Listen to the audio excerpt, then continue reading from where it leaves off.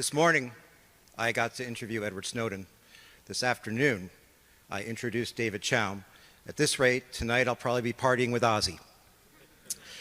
So our next panel, we're going to continue talking about the challenge of privacy that David's been working on his whole career.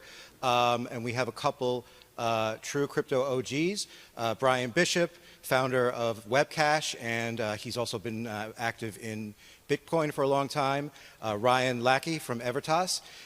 So two real hardcore techies, but to keep the conversation grounded, your moderator, Charlyn, she's a partner, Perkins Coie, the law firm, and they're going to talk about what we've learned over the decades, going back to the early cypherpunks through Bitcoin and crypto. So please welcome Bryan, Charlyn, and Ryan.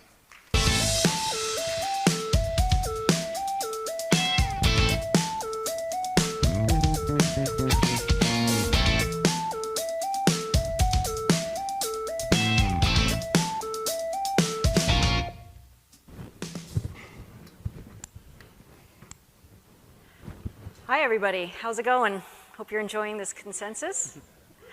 Thanks for being here today. So I know we only have a short 30 minutes, so we'll keep it kind of brief in terms of introductions, but to give you context for some of the discussions we'll have today about financial privacy, I'll just introduce our panelists or have them introduce themselves briefly, and then we'll dive into a deep discussion to financial privacy. So my name's Charlyn. I'm a partner at Perkins Coie in the Technology Transactions and Privacy Group. Been doing crypto privacy related work since 2016, as well as IP and technology transactional work. And I'm really honored to be here. Hi, Bryan Bishop, background in software development, worked on Bitcoin as an open source contributor. I've also worked in regulated fintech, both from the commodity side at the first federally regulated options exchange for Bitcoin, and then also on the banking side as CTO previously at Custodia Bank, who was recently in the news for suing the Federal Reserve. And also, I recently created Webcash, which is a variant of Chaumian eCash, with apologies to David Chaum, because I removed Chaumian blinding, which is the privacy technology used in eCash. And in my model, that is not there. So, yeah, apologies to David Chaum again. Cool. I'm Ryan Lackey. I've been involved in cypherpunk stuff since the early 1990s. I did an offshore re-implementation of Chaumian blinded cash in the mid-90s, late 90s, offshore data haven and Haven Co. in the North Sea, defense contracting, on board of a Swiss crypto foundation for a while, a bunch of other security stuff. Now I'm chief security officer at Evertas Crypto Asset Insurance. So I've seen the regulated world, the sort of extreme cypherpunk world, and the need for privacy and trying to make it happen in both ways. Great. So we keep talking about this term privacy. So what does that mean to you, financial privacy, and how does that apply in the crypto space? Well, you know, one of the things that I enjoy doing is seeing online arguments about privacy, saying you do or do not need privacy, or why it's important and why it's not important. And there's many arguments that start with, well, you know, if you have nothing to hide, then you have nothing to fear from someone invading all your privacy and learning all your secrets, or things that are not quite secret but are meant to be private. And there's a few interesting responses to that, one of which is, well, if I really have done nothing wrong, then you have no reason to search me. And I really want to drive home how important it is that we keep repeating that, because there are enemies of privacy out there, and ultimately the statement that privacy is only for criminals are in fact being made, these statements are in fact being made by the real criminals against human freedom and privacy. And I've tried to think about, like, why is it that we have such disagreement about the necessity of privacy?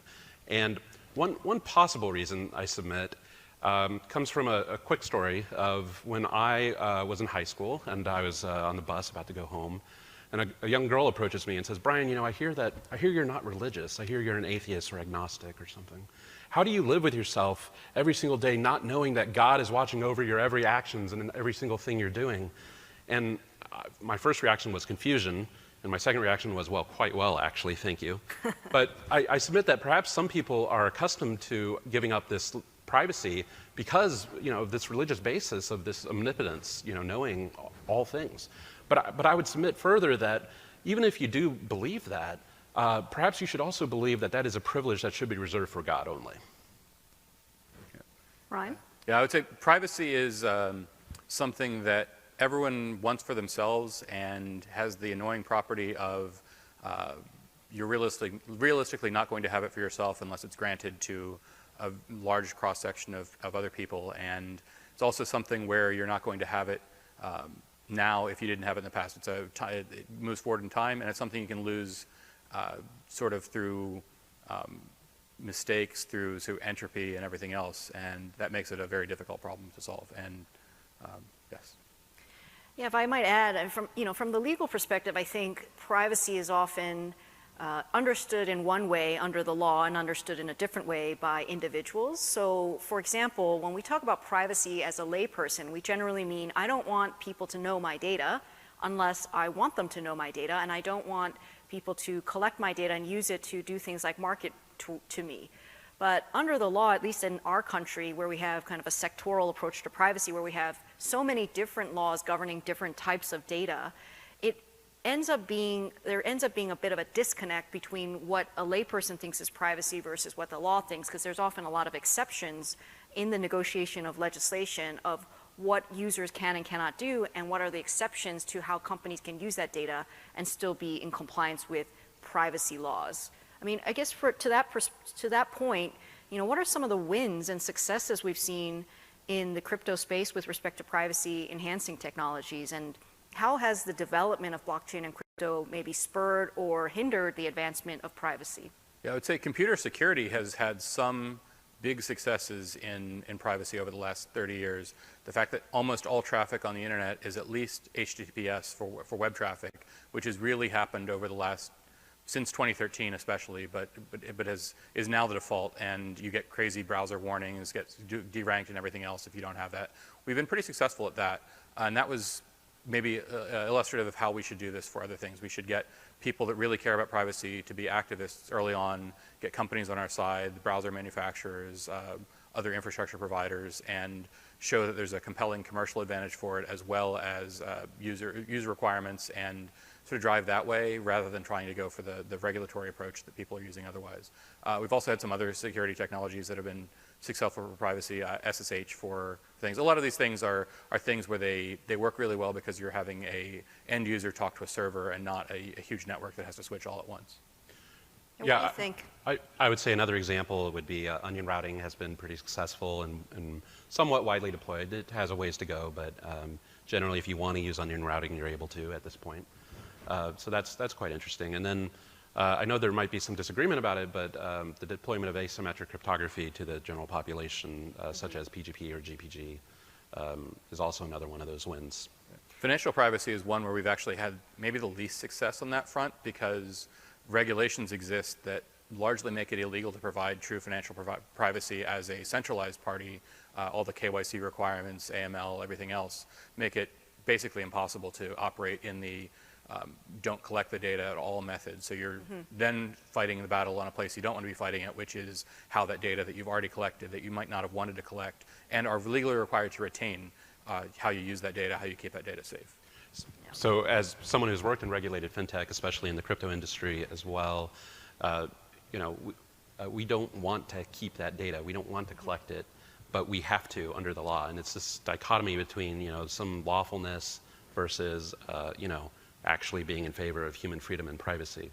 And so that dichotomy is very hard to navigate in the regulatory space. Let's dig into that a little bit. So, on the one hand, we have laws like the General Data Protection Regulation in Europe, the California Consumer Privacy Act in California, that kind of tout that privacy is a fundamental human right. But what I'm hearing you say is kind of the opposite of that in terms of financial privacy because of existing laws.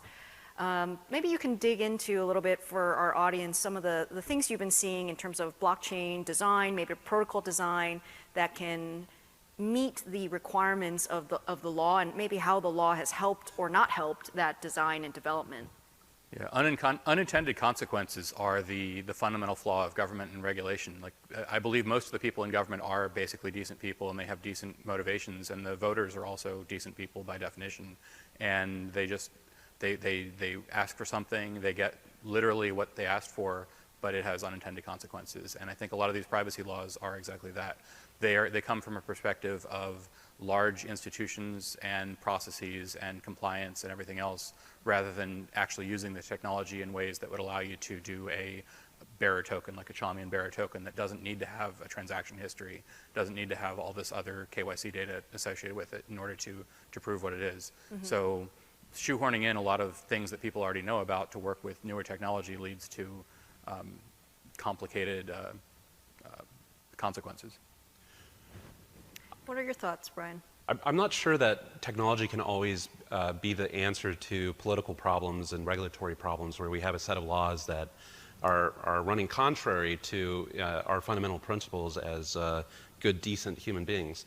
And as a result of that, I just think that makes it so much harder to solve.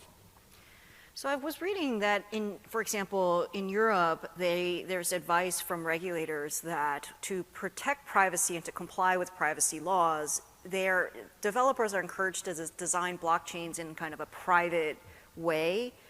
Is that really advantageous for the industry? I mean, is that essentially taking the law and imposing restrictions on development in a way that's actually maybe not enhancing towards privacy, although in spirit it is intended to enhance privacy? Maybe you have some thoughts on kind of private versus public blockchains and design, regulatory compliance and design. Well, I'm not entirely sold on the utility of private blockchains. Usually in a private setting you have some sort of trusted model anyway, or multiple trusted parties, and maybe you could argue you have mutually distrusting parties that for some reason are coming together as a coalition to act privately. But I'm not sure that is a real use case for blockchain in particular. There's all sorts of multi-party computation protocols and secure computing techniques that could be used that are not classified as blockchain. Yeah, I would agree. The utility of these things are sort of a weird valley between people that completely trust each other, in which case some sort of centralized system usually works really well, or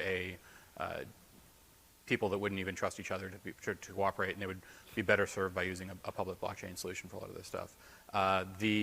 There are certainly privacy technologies that are coming that have been around and are being deployed, like zero-knowledge proofs and everything else are truly amazing and revolutionary, and those will apply, but they would apply to public blockchains in the same way. I guess let's talk a little bit about the trust versus distrust. With societal mores and philosophies and norms changing towards privacy and consumers generally being more aware of their privacy, I mean, has that influenced in your mind the development of cryptography, blockchain technology, and the like? And how does that, how have you seen that play out since you've both been in the space for so long? Yeah, I think a lot of the cryptocurrency industry was a desire for decentralization first. That is its primary motivation of being permissionless, having people be able to enter the system, having every participant able to inspect how the system works, and people freely enter and exit the system. And that really works for censorship resistance, which is one of the things that's critical for a system to be trusted by people that are inherently untrusting of systems. And a lot of the anti-privacy stuff is the targets of that are centralized entities. The people that do compliance for KYC and everything else are not generally government actors directly. It is regulated entities like banks that are forced to act on these regulations, and creating systems that are inherently decentralized where someone can become a participant at a first class just by having a hardware wallet or a software wallet anywhere in the world creates a different universe for potential regulations than a system where everyone is a regulated actor. Well, one of the interesting things about cryptocurrency and the development of these decentralized blockchains has been the immense amount of funding that has now been available for cryptography research. And I'm not an academic, but somehow I've encountered a lot of professors at universities who are just ecstatic that people even care about their particular field of cryptography that previously didn't really have any applications in the real world. And so it's great that we have all this new funding available. And then secondly, with regards to the social context, I think that we are living in an age of distrust and where institutions are losing credibility. People no longer believe that institutions represent them and are looking out for their best interests. And hopefully this will continue and expand even in the political regime where, this is a great example of why we need privacy-enhancing technologies so that criminals in government do not have access to your information. And remember, the problem is that you leak data constantly about yourself by everything that you do to the world. And they're just even small amounts of information and what posts you like on Facebook and who you chat with or where you go reveals a lot of data. And the problem is that if there's someone collecting all of that data, you don't get to choose what they find interesting, both now but also in the indefinite future for the retention of that data that may always be there. You might trust the current political regime, but do you trust the one that might be here in 20 years? And arguably, you shouldn't trust any of them. And this is an exciting time that we are creating new systems that hopefully will become the basis of the financial industry for the next 30, 50 years. And so we get a chance to change how the parameters of that work. Some parts of blockchains are inherently less private because public blockchains do store a record of all transactions on the internet, but we also are in a position where there's no central party that people really would be willing to trust right now, where the majority of people would trust any single central party. So it creates an interesting opportunity to use these tools to build new stuff. From what you guys are both describing, it seems like there's a pretty strong tension between government actors wanting to extend control, especially through KYC laws, OFAC laws, making sure that these systems aren't used for funding terrorism and the like. But at the same time, from a societal perspective and a consumer perspective, there's such distrust that the interest in disintermediating centralized entities like governments is increased. Like in terms of the recent events, with gun violence and potential overturning of Roe v. Wade, how do you see all of this playing out and these tensions resolving themselves? Well, real quick, I actually agree with Ryan's optimism and general faith that there are decent people in government. And one perspective here is that privacy-enhancing technologies in this context of disintermediation are actually a tool that we can develop as a public, as an open good, that could be used by those people who are in government who do really believe in these values of freedom and privacy. And so that's a ray of hope, I would say. Yeah, I think the problem comes back to unintended consequences. I think there's a lot of people in government that want to pass regulations for very good reasons. GDPR is probably a great example. GDPR has the idea of letting people control their data and how it's used. And unfortunately, at least from a US perspective, complying with it, it is this thing that eats all of your budget for security and compliance and privacy, so you can't actually spend those resources on other things, and you don't have an infinite pool of things. So a lot of regulations become a ceiling and a floor, and you don't get to do things that your users, your particular application's users might actually benefit more from than sort of a blanket thing. In the Bank Secrecy Act, and perhaps even earlier, what the model was deputizing financial institutions to essentially track and monitor certain illicit activity. But the unfortunate consequence of this is that it becomes a huge cost center.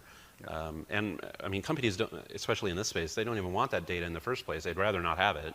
And the BSA itself is probably unconstitutional in the first place. And even worse, it prevents software developers like you from building something the way you would have built it otherwise. Like, you didn't choose to take Chalmyon blinding out of your system because you didn't like it. Right. Because you don't want to be a criminal or get accused of crimes, constitutional crimes. So. Yeah, unfortunately, I've told the users of Webcash that one of the reasons why I removed Chalmyon blinding is that I think that that the system is more likely to survive in the current political and regulatory context. For the same reason why the existence of the Chainalysis of the world allows Tether to continue to be traded on blockchains.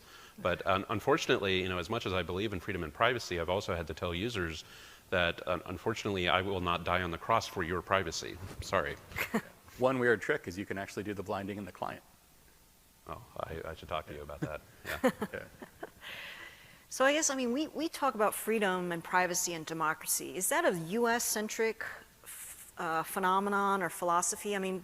The internet is global, blockchain is global, crypto is global. How do you see the differences between, at least in our country, federal versus state attitudes towards crypto and privacy versus international? And are these kind of philosophies that we're espousing something that is unique to us, or do you see it more broadly adopted worldwide? Human rights are human rights. Like, they're not US citizen rights, they're human rights. So the same rights to privacy should exist for all people globally.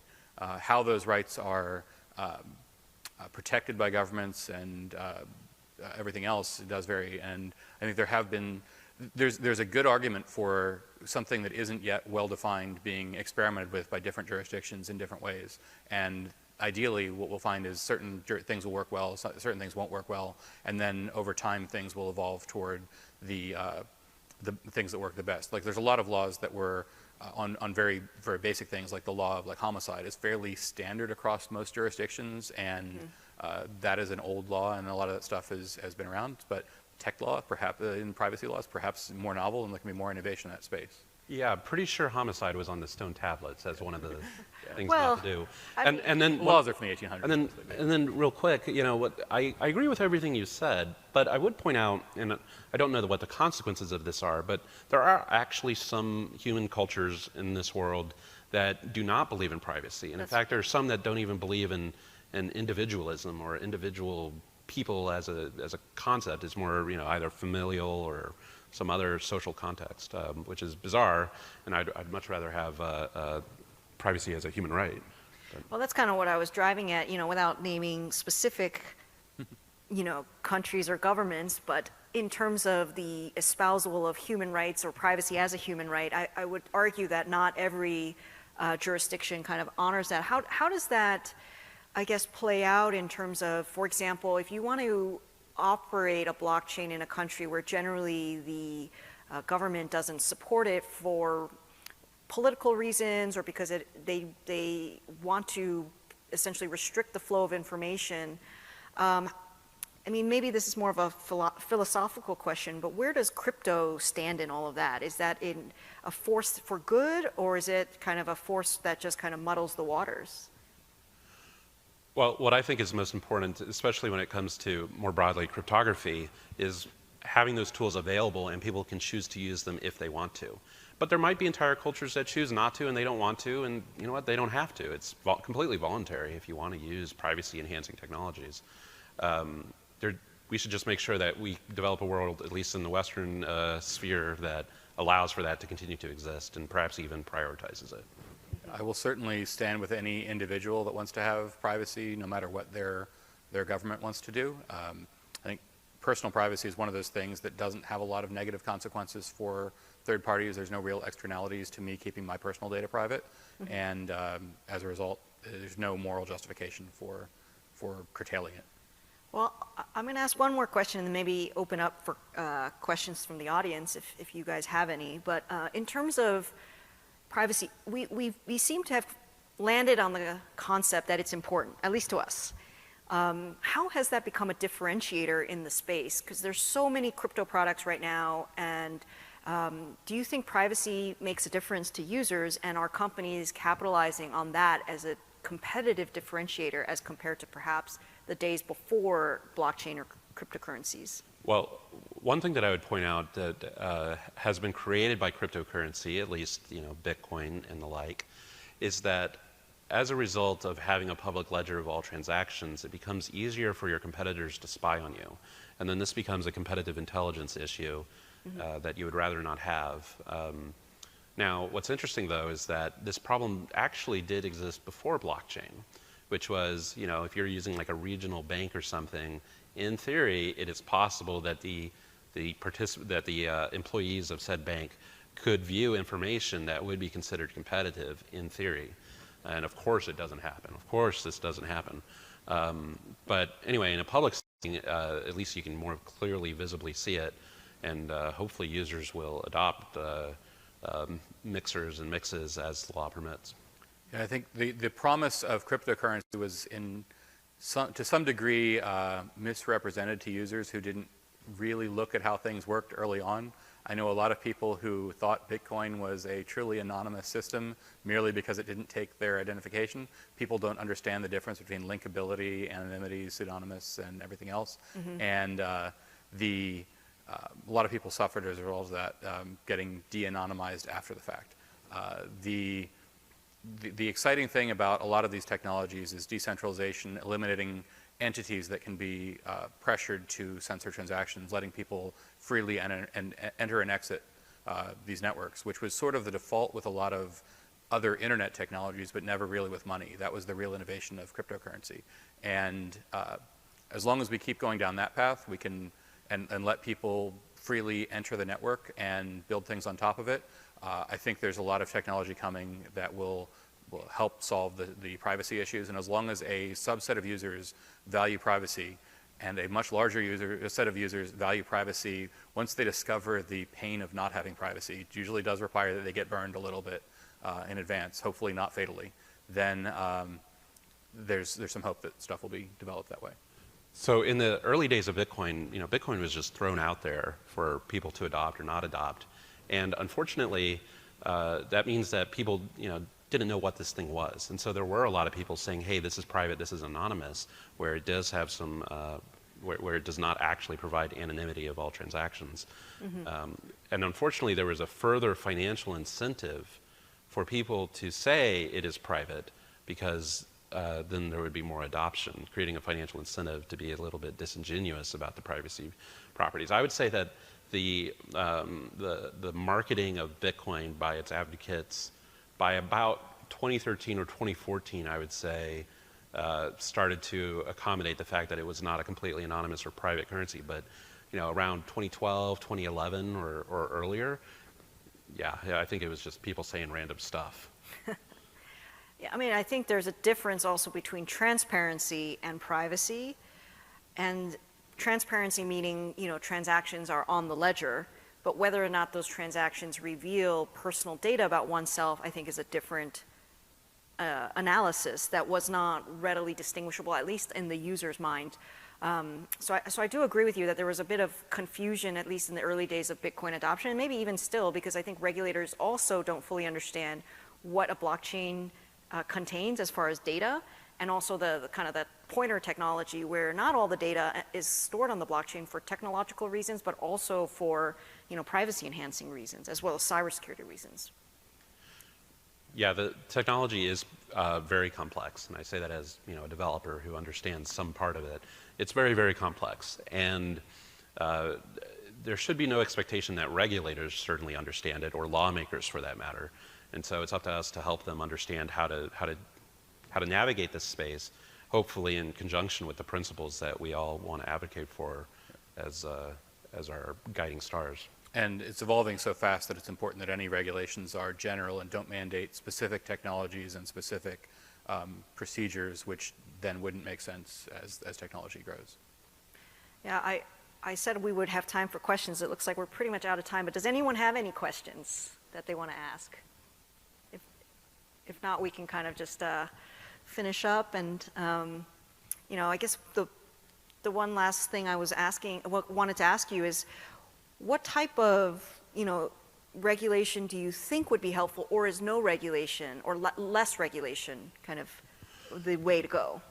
I think in terms of regulation, I think what's most important is fighting fraud, and whether it's a security or a commodity, and those blurry distinctions and boundaries, my opinion, does not matter. What's important is going after fraud.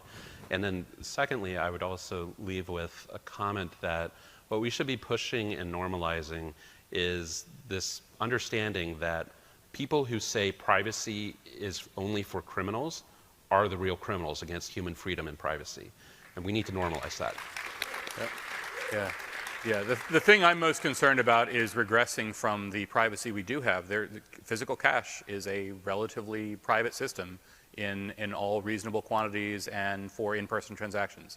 As we move things online, which is happening for a variety of reasons, going backwards in technology from where we already are would be unforgivable. The thing I'm terrified about is that by default we are going to end up losing a lot of the privacy we even have today, and that's terrifying. I mean, we've pretty much seen that already with like social media platforms, things like that, where essentially our data is being monetized for a variety of reasons, and we leave fingerprints everywhere as we travel through the web. So it'll be really fascinating to see kind of the evolution of privacy in the crypto space. But anyways, we're out of time. Thank you all for being at our panel. If you guys have any other questions, feel free to reach out. Thank you.